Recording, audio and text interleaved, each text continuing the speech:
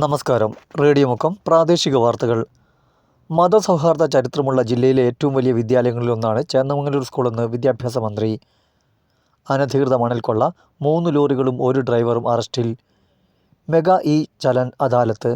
മുക്കത്തും താമരശ്ശേരിയിലും traffic പിഴകൾ തീർപ്പാക്കാൻ അവസരം. Amoebic മസ്തിഷ്കജ്വരം വീണ്ടും 5 പേർക്ക് കൂടി രോഗം സ്ഥിരീകരിച്ചു. വാർത്തകൾ വിശദമായി. സംസ്ഥാനത്തെ വിദ്യാലയങ്ങളിൽ ഏതെങ്കിലും ഒരു കായിക ഇനം വിദ്യാർത്ഥികൾ നിർബന്ധമായും പഠിക്കണമെന്ന നിബന്ധന കൊണ്ടുവരുമെന്ന് പൊതുവിദ്യാഭ്യാസ വകുപ്പ് മന്ത്രി വി ശിവൻകുട്ടി. അടുത്ത വർഷം മുതൽ ഇത് നടപ്പിലാക്കുമെന്നും ചേന്നമംഗലൂർ GM UP സ്കൂൾ കെട്ടിടത്തിൻ്റെ ഉദ്ഘാടനം നിർവഹിച്ചുകൊണ്ട് സംസാരിക്കുകയായിരുന്നു മന്ത്രി. പഠനത്തോടൊപ്പം വിദ്യാർത്ഥികളുടെ മാനസികവും ശാരീരികവുമായ ആരോഗ്യം ഉറപ്പുവരുത്തുകയാണ് പദ്ധതി കൊണ്ട് ലക്ഷ്യമിടുന്നതെന്നും അദ്ദേഹം പറഞ്ഞു. സ്കൂൾ ശതാബ്ദി ആഘോഷങ്ങളുടെ ഉദ്ഘാടനവും മന്ത്രി നിർവഹിച്ചു. വിദ്യാർത്ഥികളുടെ ഭാവി സുരക്ഷിതമാക്കുക എന്ന സർക്കാർ നിലപാടിനൊപ്പം നിന്നുകൊണ്ട് അധ്യാപകർ വിദ്യാർത്ഥികളെ സ്വന്തം മക്കളായി പരിഗണിക്കണം. ശാസ്ത്ര സാങ്കേതിക വിദ്യ ജീവിതത്തിൻ്റെ നാനാതുറകളിലും ആവശ്യമാകുന്ന കാലത്ത് അധ്യാപകർക്ക് പുതിയ പാഠപുസ്തകങ്ങൾ പഠിപ്പിക്കുന്നതിനുള്ള പരിശീലനം കാര്യക്ഷമമായി തുടരുന്നുണ്ടെന്നും മന്ത്രി കൂട്ടിച്ചേർത്തു. വലിയ മതസൗഹാർദ്ദ ചരിത്രമുള്ള ജില്ലയിലെ ഏറ്റവും വലിയ വിദ്യാലയങ്ങളിൽ ഒന്നാണ് 1200 കുട്ടികൾ പഠിക്കുന്ന ചേന്നമംഗലൂർ സ്കൂളെന്നും കെട്ടിട ഉദ്ഘാടനത്തോടനുബന്ധിച്ച് നടത്തിയ നാട്ടുസൽക്കാരം മാതൃകയാണെന്നും മന്ത്രി കൂട്ടിച്ചേർത്തു. പൊതുവിദ്യാഭ്യാസ സംരക്ഷണ യജ്ഞം പദ്ധതിയുടെ ഭാഗമായി കിഫ്ബിയിലൂടെ അനുവദിച്ച 3.9 കോടി രൂപയ്ക്കാണ് ചേന്നമംഗലൂർ UP സ്കൂൾ കെട്ടിടത്തിൻ്റെ പ്രവൃത്തി പൂർത്തീകരിച്ചത്. 3 നിലകളിലായി ഓഫീസ്, ലൈബ്രറി, 7 ക്ലാസ് മുറികൾ, ഹാൾ, ടോയ്ലറ്റ് എന്നിവ ഉൾപ്പെടുന്ന കെട്ടിടം ഊരാളുങ്കൽ സൊസൈറ്റിയാണ് പൂർത്തിയാക്കിയത്. ലിൻഡോ ജോസഫ് MLA അധ്യക്ഷത വഹിച്ചു. ചടങ്ങിൽ മുക്കം നഗരസഭാ chairperson PT Babu, vice chairperson advocate KP Chandini, സ്ഥിരം സമിതി അധ്യക്ഷരായ സത്യനാരായണൻ, പ്രജിത പ്രദീപ്, നഗരസഭാ കൗൺസിലർമാരായ അബ്ദുൽ ഗഫൂർ, അശ്വതി സനൂജ്, K ബിന്ദു, ജോഷില സന്തോഷ്, സാറ കൂടാരം, M മധു, റംല ഗഫൂർ, ഫാത്തിമ കൊടപ്പന, നഗരസഭാ secretary Krishnagopal, school headmaster K Vasu തുടങ്ങിയവർ പങ്കെടുത്തു. കേരള ഒളിമ്പിക്സ് ജൂഡോ യോഗ്യത ലഭിച്ച AK ആരാധ്യരാജ്, സ്കൂൾ കെട്ടിട ആർക്കിടെക്ചർ ഡിസൈനർ അഭിരാം മനോജ്, ഊരാളുങ്കൽ എഞ്ചിനീയർമാർ എന്നിവരെ ചടങ്ങിൽ മന്ത്രി ആദരിച്ചു. മെഗാ ചലാൻ അദാലത്ത്. മുക്കത്തും താമരശ്ശേരിയിലും എല്ലാ ട്രാഫിക് പിഴകളും തീർപ്പാക്കാൻ അവസരം.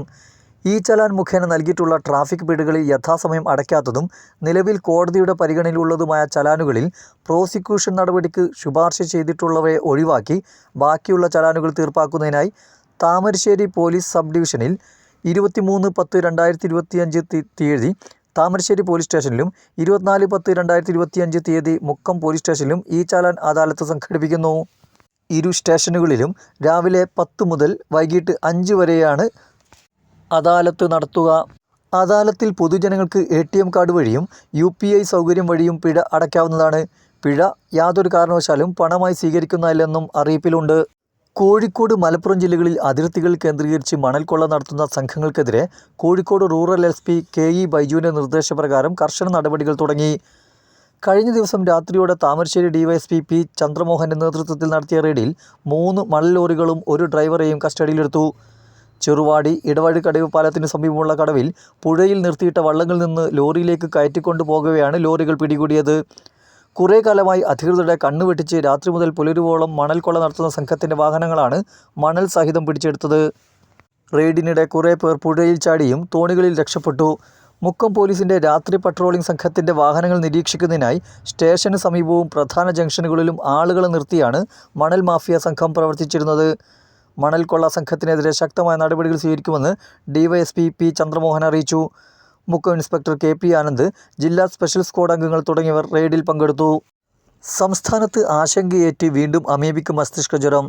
തിരുവനന്തപുരം സ്വദേശികളായ 5 പേർക്കാണ് രോഗം സ്ഥിരീകരിച്ചത്. ആനാട്, മംഗലപുരം, പോത്തൻകോട്, രാജാജി നഗർ, പാങ്ങപ്പാറ സ്വദേശികളാണിവർ. സംസ്ഥാനത്ത് അമീബിക് മസ്തിഷ്കജ്വര ബാധിതരുടെ എണ്ണം ദിനംപ്രതി വർദ്ധിക്കുകയാണ്. കണ്ണൂർ സ്വദേശിയായ 3 വയസ്സുകാരന് കഴിഞ്ഞ ദിവസം രോഗം സ്ഥിരീകരിച്ചിരുന്നു.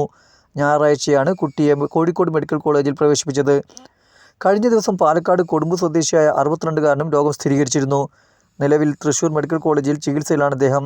രോഗ ഉറവിടം ഇതുവരെ വ്യക്തമായിട്ടില്ല. റേഡിയോ മുക്കത്തിൻ്റെ കൂടുതൽ പ്രാദേശിക വാർത്തകൾക്കായി കാത്തിരിക്കൂ.